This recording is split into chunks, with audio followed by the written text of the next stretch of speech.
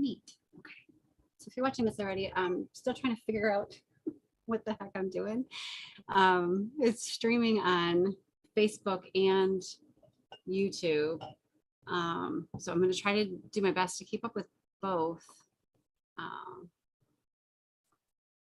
Okay, let me see if I can figure this out here. I think. Let's go here.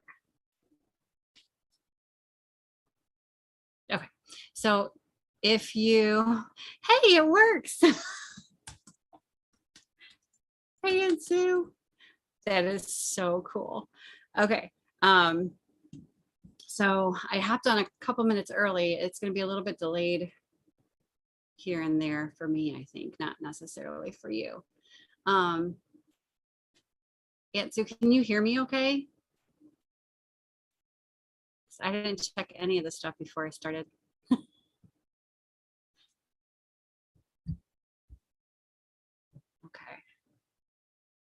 7 channels. Yes. Okay. Good deal. All right. And I'm not sure what's happening on Facebook, if like Facebook folks can, you know, can chat, or if you need to go to like to the YouTube channel itself. So as far as I know, Aunt Sue, you're the only one on here with me right now. So yay. Okay.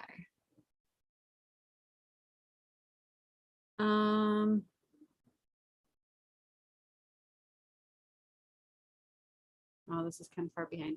All right, so I'm gonna I wonder if I can mute it for a minute because I'm talking about.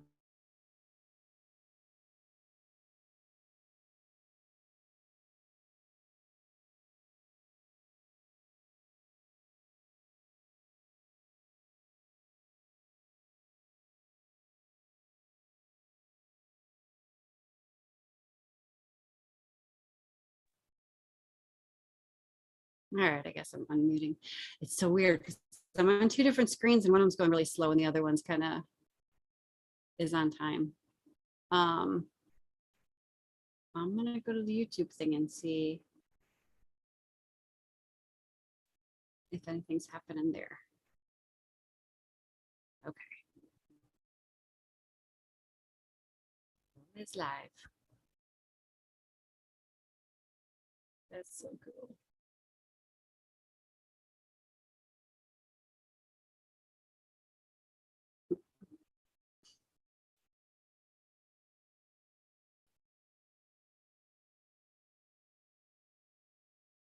Okay, cool. I wasn't sure if it was coming across. I downloaded the software called Restream, and it takes like every social media app that you have and you can connect them all together. So I'm actually recording everything on Zoom and streaming it through Facebook and YouTube. It's really cool, but it's a little bit slow on my side. So like everything I'm watching right now is me like 10 seconds ago. It's very, very strange. I'm gonna put my YouTube thing back up. Oh, it's Restream. It's very cool. Yeah. Hi, Heidi. I'm so glad you're here. Oh, shoot. Okay, my cat's trying to destroy the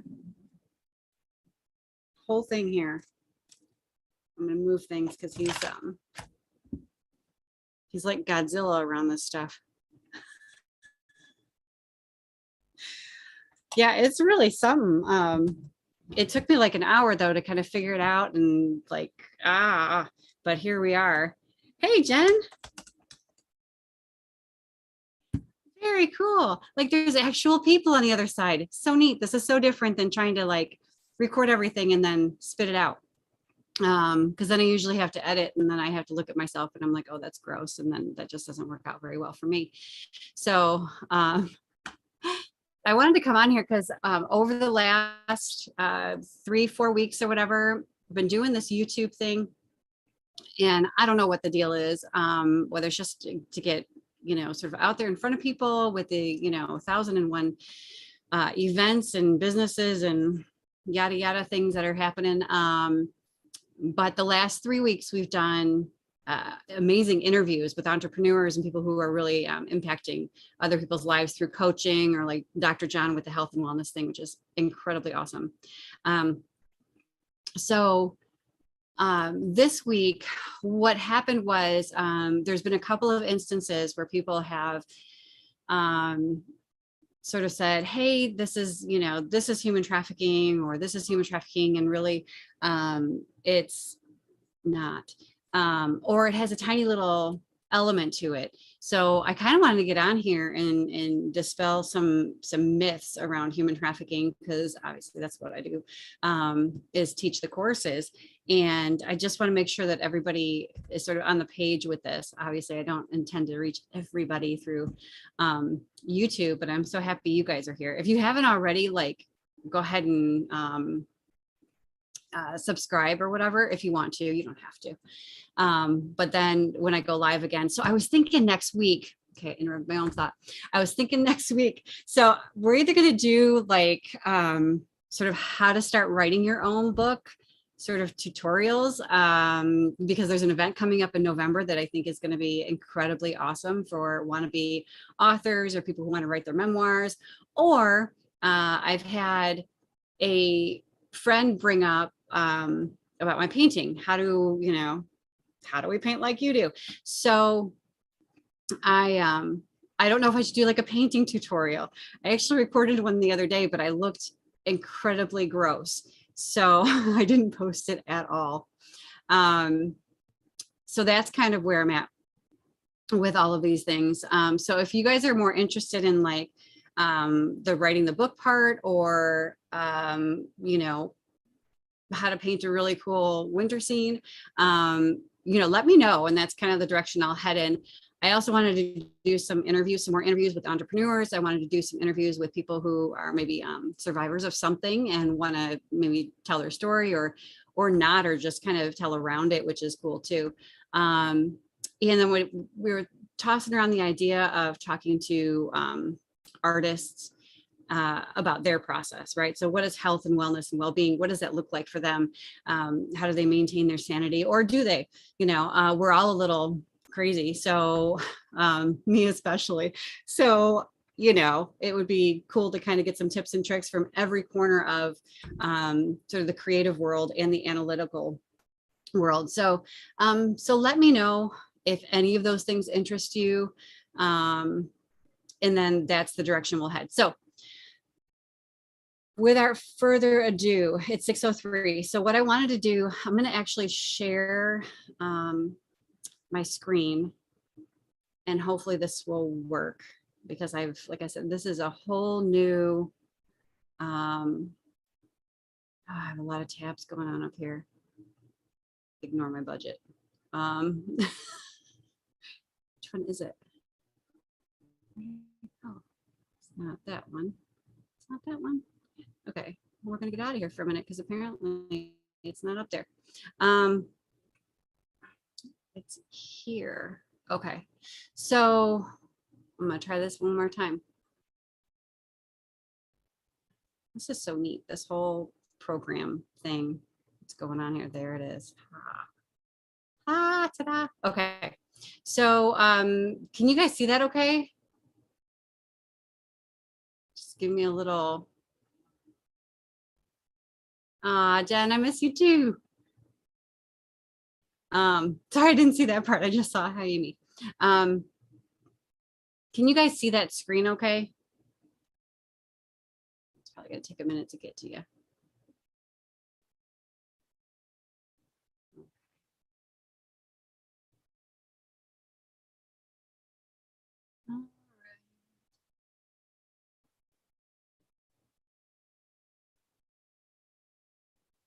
Maybe not.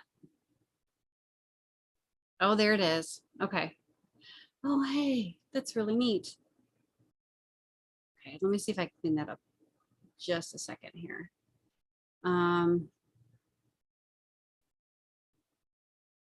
Where is it? This one. Current slide. Okay. So this is, oh darn it. So, okay, we're just going to do this here. Nope, go back. So this is a screen that I have from the presentations. Well, golly, okay. How do I minimize this? Yeah, go back.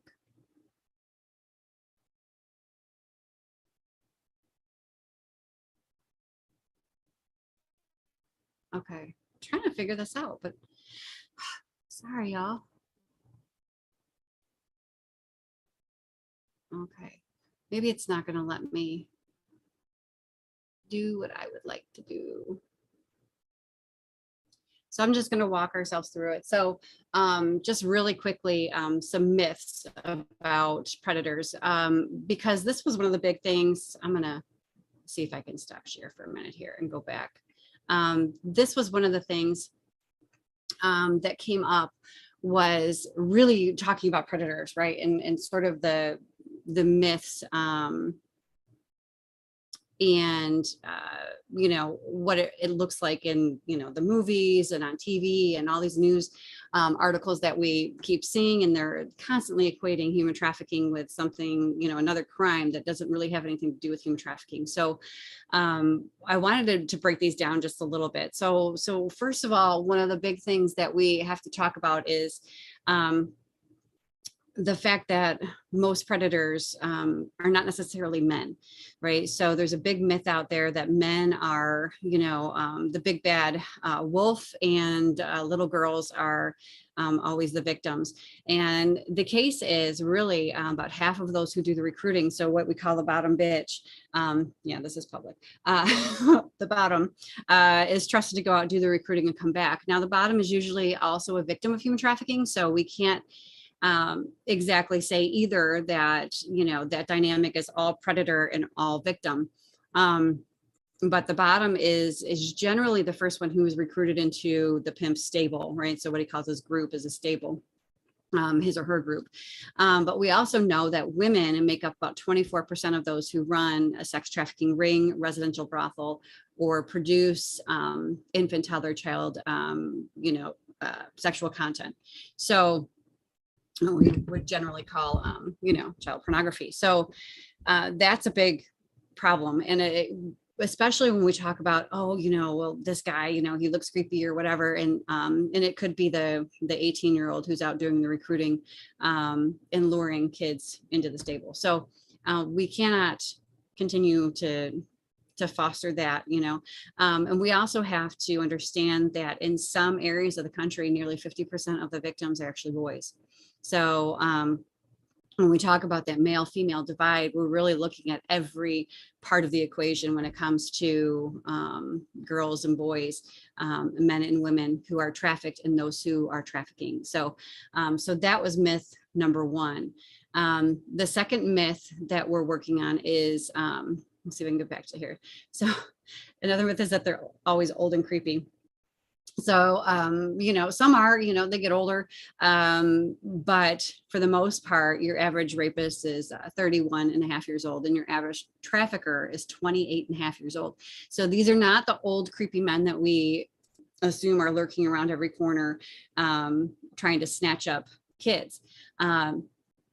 So we have to be careful that we're not, you know, pulling people out based on their age, based on their gender, and automatically assigning, you know, predator victim assignments to them. So generally speaking, right, if somebody is following you, if somebody is making you feel uncomfortable, right, if they're kind of just always there, if you're in a store, if they follow you out to the parking lot, chances are they want your car or your purse. Traffickers aren't very interested in a combative or an adult. They don't want a combative teen, right? So they are actively looking for individuals who are vulnerable. So they do what's called testing the water. So they'll get right up, testing that proximity. And we see this in public settings quite a bit, right? So if we've got groups of teens, whether it's at a carnival or in the mall, you know, someone will get up right behind them and determined by their reaction, right? So predators know based on how somebody walks, talks, if they make eye contact, how they respond to a question. They know within a few minutes if they've got someone who they could have on the hook as a victim. So it doesn't take much. Those vulnerabilities are something that we carry with us. And you know, when somebody's following you and they come up to you and they're doing those activities, they're testing the water, right? They're getting really close, they're in your space. You know, if you're very stern, if you look them in the eye and you're like, no, you are not a good victim, right? They know you're going to fight.